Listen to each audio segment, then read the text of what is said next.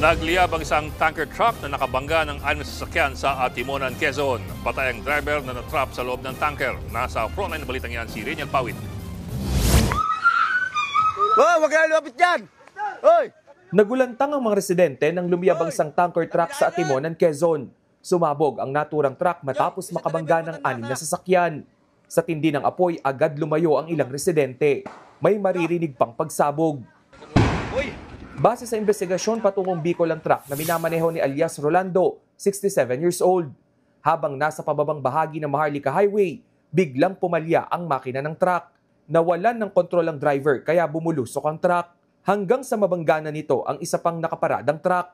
Sa lakas ng impact, tumagilid ang tanker. Hanggang sa mauwi na ito sa karambola matapos madamay ang 3 tricycle at 2 motorsiklo.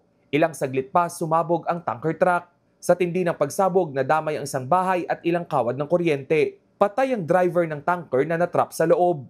Pagkabangga, naipit po siya. Kung highly flammable liquid nga po yung nakalagay doon, sa bilis po ng pagkalat ng po, hindi na po siya nakaalis. 5 naman ang naospital matapos malapnos ang balat kabilang 2 tricycle driver at 3 pasahero. Patuloy pa silang nagpapagaling. Nagbabalita mula sa frontline, Reniel Pawid, News 5. Mga kapatid, Ed Lingaw po, maging maalam at may pakialam sa mga napapanahong balita sa ating bansa. Para sa mas malilimang pagtalakay at paghimay sa mga issue at headlines, mag-follow at mag-subscribe sa social media pages ng News 5.